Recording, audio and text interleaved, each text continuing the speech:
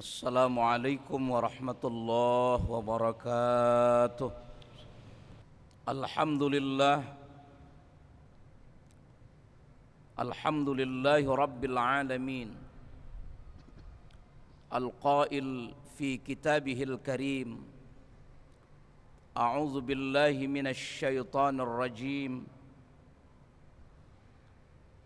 Bismillahirrahmanirrahim. Wa idh ibtala Ibrahim rabbuhu bikalimatin fa'atammahun qala inni ja'iluka lin-nasi imama qala wa min dzurriyyati qala la yanalu ahdiz zalimin. Asyhadu an la ilaha illallah wahdahu la syarikalah wa asyhadu anna sayyidana Muhammadan abduhu wa rasuluh. Allahumma salli wa sallim ala asyrafil anbiya'i wal mursalin sayyidina wa habibina wa syafi'ina wa maulana Muhammad wa ala alihi wa ashabihi wa man tabi'ahu bi ihsanin ila yaumil ma'ad. Amma ba'd, usikum wa iyaya bitaqwallah wa ta'atihi la'allakum tuflihun. Ma'asyiral muslimin, sidang Jumat hafizakumullahu jami'an. Alhamdulillah, pada hari ini kita dapat melaksanakan berbagai macam aktivitas, melaksanakan berbagai macam kegiatan. Tentunya ini tidak terlepas daripada anugerah nikmat Allah yang diberikan kepada kita. Untuk itu khatib berwasiat kepada kita semua agar senantiasa mensyukuri nikmat-nikmat ini, dan juga dengan penuh harapan semoga aktivitas yang kita lakukan dicatat oleh Allah sebagai ibadah, dan amaliyah salat Jumat kita di siang hari ini berkenan diterima oleh Allah Subhanahu wa taala. Para jamaah, memasuki musim haji tahun ini, alhamdulillah sudah beberapa jamaah kita yang diberangkatkan. Kalau kita berbicara ibadah haji, tentu tidak terlepas daripada sejarah Nabi Ibrahim alaihissalam. Tanpa kita memahami sejarah Nabi Ibrahim, mungkin ada di antara kita yang menafsirkan ketika kita melaksanakan tawaf mengelilingi Ka'bah seolah-olah kita ini sedang memuja-muja batu, seolah-olah kita ini adalah sedang mengitari batu. Kalau kita tidak memahami sejarah Nabi Ibrahim, bisa jadi penyembelihan Nabi Ibrahim terhadap anaknya Nabi Ismail, kita akan menyimpulkan seolah-olah Nabi Ibrahim itu kejam, seolah-olah Nabi Ibrahim itu bengis, mengorbankan anaknya demi untuk memenuhi daripada perintah Tuhannya. Tetapi kalau seandainya kita memahami sejarah Nabi Ibrahim, dugaan-dugaan tadi insya Allah akan selesai, akan menjawab daripada keraguan-raguan kita terhadap apa yang kita lakukan selama ini, khususnya yang kaitannya dengan ibadah haji dan ibadah kurban. Ayat yang tadi saya sampaikan di dalam muqaddimah itu terdapat di dalam surat Al-Baqarah ayat 124, yang Allah menyatakan di dalam ayat tadi, wa idzibtala Ibrahim rabbuhu bikalimatin fa'atammahun qala inni ja'iluka lin-nasi imama. Dan ingatlah ketika Allah menguji Nabi Ibrahim. bikalimatin, dengan kalimat-kalimat, fa'atammahun, maka Nabi Ibrahim itu menyempurnakan kalimat-kalimat tersebut. Kemudian Allah mengatakan, qala inni ja'iluka linnasi imama. Aku, kata Allah, menjadikan engkau sebagai imam. Imam biasanya adalah tempatnya di depan. Imam adalah dijadikan panutan. Ketika imam berdiri, maka makmum pun berdiri. Ketika imam ruku, makmum pun ruku. Demikian ketika imam sujud, maka makmum pun sujud. Artinya imam adalah sebagai panutan. Imam adalah sebagai teladan. Maka pantaslah kalau seorang pemimpin itu dikatakan imam. Karena memang siogianya adalah seorang pemimpin itu layak dan pantas untuk diteladani, layak dan pantas untuk diikuti. Maka ketika pemimpin itu tidak layak dan tidak pantas untuk kita ikuti, karena memang sikap dan perilakunya yang tidak layak untuk kita ikuti, sesungguhnya pemimpin itu adalah tidak layak menjadi imam. Nabi Ibrahim Allah angkat sebagai imam, sebagai teladan, sebagai panutan. Kenapa? Karena memang berbagai macam ujian yang Allah berikan kepadanya, ternyata ujian-ujian tersebut dapat dilaksanakan, dapat ditempuh oleh Nabi Ibrahim dengan baik, yang sehingga Allah katakan di sana adalah fa'atammahun. Nabi Ibrahim dapat menyempurnakannya. Saya ingin katakan bahwa Nabi Ibrahim untuk menjawab daripada keraguan-raguan kita ketika kita melaksanakan ibadah haji, seolah-olah ketika kita mengitari Ka'bah, seolah-olah adalah kita mengitari batu. Tapi kalau kita melihat sejarah Nabi Ibrahim, bahwa Nabi Ibrahim adalah nabi yang sebagai penemu Tuhan, sebagai bapak monoteisme, sebagai bapak tauhid. Bagaimana tidak? Beliau banyak sekali menghadapi tantangan-tantangan dari kaumnya, yang mana kaumnya pada saat itu menyembah berbagai macam Tuhan. Di daerah kelahirannya saja, Nabi Ibrahim di sana menemukan penduduknya, kaumnya menyembah berhala. Bahkan bapaknya yang disebut dalam Al-Quran Azar bukan hanya penyembah berhala, tapi pemahat patung itu sendiri. Tapi ketika Nabi Ibrahim mengatakan kepada orang tuanya, menyatakan apa yang disembah oleh bapaknya, apa yang disembah oleh kaumnya, itu adalah merupakan kesesatan yang nyata. Wa idz qala Ibrahimu li abihi Azar atattakhidhu asnaman alihah inni araka wa qaumaka fi dhalalim mubin. Ayah, mengapa engkau jadikan patung itu sebagai Tuhan? Saya menganggap sesembahan yang disembah selain Allah ini adalah merupakan kesesatan. Sehingga sampai puncaknya Nabi Ibrahim dibakar karena mempertahankan keimanannya bahwa patung itu adalah bukan Tuhannya. Nabi Ibrahim pergi lagi ke satu daerah yang ternyata daerah itu penghuninya, penduduknya menyembah bintang.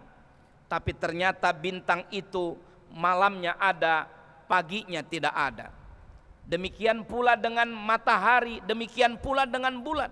Semuanya ternyata ketika Nabi Ibrahim melihat itu tidak sesuai, ini bukan Tuhan kita. Sehingga mengatakan Nabi Ibrahim, inni wajjahtu wajhiya lilladzi fataras samawati wal arda hanifa wa ma ana minal musyrikin. Aku hadapkan wajah saya kepada zat yang menciptakan langit dan bumi ini. Lillahi rabbil alamin. Ini adalah Tuhan kita. Tuhan kita adalah yang menciptakan alam ini. Artinya di sana Nabi Ibrahim mengajak umat manusia, Tuhan kita itu adalah Tuhan yang menciptakan alam semesta ini.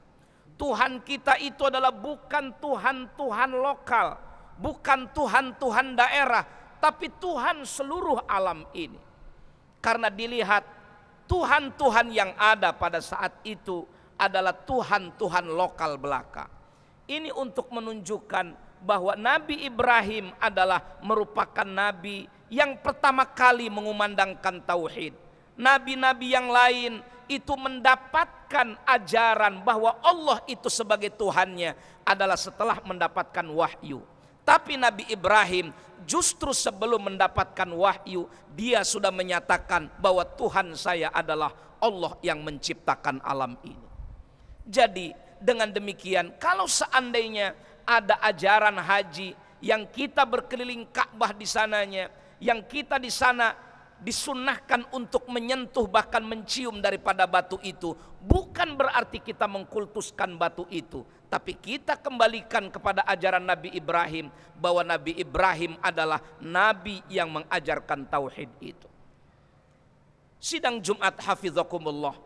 Yang kedua, kita melihat bahwa Nabi Ibrahim itu adalah nabi yang sangat taat kepada Allah. Bahkan telapak kakinya Nabi Ibrahim saja diabadikan sampai detik ini, yang disebut Maqam Ibrahim. Kenapa Maqam Ibrahim itu adalah sampai sekarang diabadikan? Yang namanya Maqam Ibrahim ini adalah telapak Nabi Ibrahim. Barangkali yang kita pernah ke sana, kita akan melihat bahwa telapak Nabi Ibrahim itu sangat besar. Artinya kalau telapaknya saja besar, orangnya juga besar. Kenapa adanya Maqam Ibrahim ini diabadikan? Bisa jadi ada sinyal Allah di sana untuk memberikan ibrah kepada umat manusia, khususnya umatnya Nabi Muhammad itu. Hai umat Nabi Muhammad, coba kau lihat itu telapak Nabi Ibrahim. Bukankah telapaknya besar, orangnya juga besar? Tapi betapapun dia orangnya besar, tidak pernah menyombongkan diri. Bagaimana dengan kita yang ketika kita diperintahkan oleh Allah terhadap ajaran-ajarannya, bukankah tidak sedikit di antara kita adalah yang mengabaikannya, adanya yang melalaikannya? Nabi Ibrahim jangankan diperintah untuk mengerjakan sholat, diperintahkan untuk menyembelih anaknya pun siap. Bukankah hari kurban yang sebentar lagi juga kita akan laksanakan, Idul Kurban, itu juga tidak terlepas daripada sejarah Nabi Ibrahim alaihissalam. Kenapa kok ada perintah yang namanya pengorbanan itu? Kenapa kok tega-teganya Nabi Ibrahim itu menyembelih anaknya? Para jamaah, sekali lagi, kalau seandainya kita hanya melihat peristiwa itu, kita akan menyimpulkan kejam sekali Nabi Ibrahim. Padahal Nabi Ibrahim itu adalah bapak kemanusiaan. Ajaran-ajaran haji, ajaran kurban itu tidak terlepas daripada ajaran kemanusiaan. Apa yang kita bisa ambil daripada pelajaran daripada ajaran kurban? Yang pertama, ketika Allah memerintahkan Nabi Ibrahim melalui mimpinya untuk menyembelih anaknya, itu sesungguhnya tidak terlepas daripada janji Nabi Ibrahim sebelumnya. Karena memang sebelumnya pada saat itu, pada abad Nabi Ibrahim hidup, tidak sedikit manusia itu dijadikan korban oleh manusia. Di Mesir kuno, itu yang namanya setiap tahunnya gadis-gadis yang tercantik di seluruh Mesir itu diambil lantas disembelih mereka, dikorbankan untuk sungai Dewi Nil. Demikian pula di Irak, anak-anak yang masih merah yang baru dilahirkan pada hari dan tanggal tertentu, anak ini ternyata dihadiahkan untuk dewa Baal yang ada di Irak. Belum lagi di Meksiko sana ada darah dan jantungnya yang dihadiahkan, yang dikorbankan untuk dewa perang mereka yang disebut Odin. Artinya apa? Bahwa pada saat itu sudah terbiasa manusia dijadikan korban. Maka hadirnya syariat kurban ini untuk apa? Seolah-olah untuk menjawab kebiasaan yang dilakukan oleh manusia pada saat itu. Ketika Nabi Ibrahim diperintahkan untuk menyembelih anaknya, bukankah pada saat itu ketulusan Nabi Ibrahim dan juga ketulusan anaknya untuk disembelih, tetapi Allah menggantinya Nabi Ismail itu dengan seekor domba yang besar. Sinyal Allah menyatakan di sini bahwa manusia itu adalah sangat berharga kalau untuk dikorbankan. Maka Allah ganti dengan seekor domba. Artinya jangan manusia itu dijadikan korban. Kalau seandainya demi untuk kepentingan ibadah saja, manusia itu diselamatkan oleh Allah. Karena Allah, bagaimana kalau seandainya kita melaksanakan kegiatan-kegiatan yang sifatnya duniawi, bersifat adalah mengorbankan manusia? Bukankah ada di antara kita yang demi untuk kepentingan politik, demi untuk mendapatkan jabatan, demi untuk mendapatkan kedudukan, manusia dikorbankan? Artinya nilai-nilai ajaran kurban yang diajarkan Nabi Ibrahim tidak dilakukan oleh kita. Yang kita sembelih adalah binatang. Sifat-sifat kebinatangan yang ada pada diri kita lah yang harus kita sembelih. Sifat-sifat rakus, sifat-sifat sombong, sifat-sifat yang tidak mengenal aturan, yang semau gue, inilah pada hakikatnya yang kita harus sembelih dari diri kita. Jadi pada hakikatnya Nabi Ibrahim kenapa diangkat oleh Allah sebagai imam, sebagai teladan? Setidaknya ada dua prinsip yang diajarkan oleh Nabi Ibrahim. Yang pertama ajaran ketauhidan, dan yang kedua adalah ajaran kemanusiaan. Semoga musim haji tahun ini dan Idul Kurban tahun depan ataupun bulan depan yang kita akan lakukan ini, semoga dijadikan ibrah bagi kita, pelajaran bagi kita, agar senantiasa kita terus mentauhidkan Allah. Jangan sampai kita menyekutukan Allah sekecil apapun, karena perbuatan musyrik ini adalah sangat dimurkai oleh Allah, bahkan dosa yang tidak terampun. Di samping itu juga kita tentunya adalah harus menanamkan nilai-nilai kemanusiaan di antara kita. Jangan sampai ada manusia yang dikorbankan demi untuk kepentingan-kepentingan sesaat kita. Amin ya rabbal alamin. A'udzu billahi minasyaitonir rajim. Bismillahirrahmanirrahim. Wa idzibtala Ibrahim rabbuhu bikalimatin fa'atammahun qala inni ja'iluka lin-nasi imama. Qala wa min dzurriyyati qala la yanalu ahdiz zalimin. Barakallahu li wa lakum fil Qur'anil azim. Wa nafa'ani wa iyyakum bima fihi minal ayati wadh-dzikril hakim.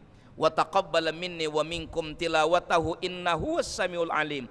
Aqulu qawli hadza fastaghfiru innahu huwal ghafurur rahim. Alhamdulillah. Alhamdulillahilladzi amarna bit taqwa. Wa ashhadu an la ilaha illallah wahdahu la syarikalah alladzi nahana 'an ittiba'il hawa. Wa ashhadu anna sayyidana Muhammadan 'abduhu wa rasuluh alladzi la yantiqu 'anil hawa in huwa illa wahyu yuha. Allahumma salli wa sallim ala asyrafil anbiya'i wal mursalin sayyidina wa habibina wa syafi'ina wa maulana Muhammad wa ala alihi wa ashabihi wa man tabi'ahu bi ihsanin ila yaumil ma'ad. Amma ba'd. Usikum wa iyaya bitaqwallah wa ta'atihi la'allakum tuflihun. Para jamaah, dalam khutbah yang kedua ini, mari kita senantiasa bersolawat kepada junjungan kita Nabi besar Muhammad sallallahu alaihi wasallam.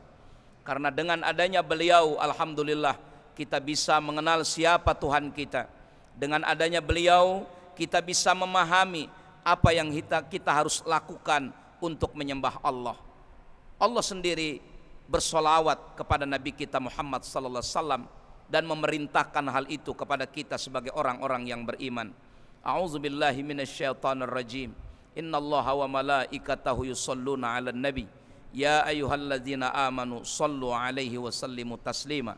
Allahumma shalli wa sallim ala hadzal nabiyil karim wa ala ali at-tahirin wardallahu man ashabihi wa qarabatihi wa azwajihi wa dzurriyyati ajma'in wa 'anil khulafa'ir rasyidin Abi Bakr wa Umar wa Utsman wa Ali wa ala baqiyatis sahabati wat tabi'in wa tabi'it tabi'in wa man tabi'ahum bi ihsanin ila yaumiddin wa alaina ma'ahum bi rahmatika ya arhamar rahimin. Allahumma ighfir lil muslimina wal muslimat wal mu'minina wal mu'minat al ahya'i minhum wal amwat. Allahumma a'izzal islam wal muslimin wa ahlikil kafarata wal musyrikin wa dammir a'da'aka a'da'ad-din.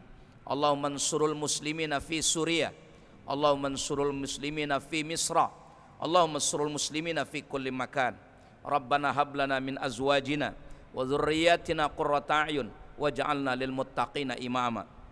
Rabbana atina fid dunya hasanah wa fil akhirati hasanah wa qina adzabannar. Ibadallah, innallaha ya'muru bil 'adli wal ihsan wa ita'i dzil qurba wa yanha 'anil fakhsya'i wal munkari wal baghi ya'izukum la'allakum tadhakkarun. Fadhkurullahal 'azim yadhkurkum washkuruhu 'ala ni'ami yazidkum wa la dzikrullahi akbar wa aqimus shalah.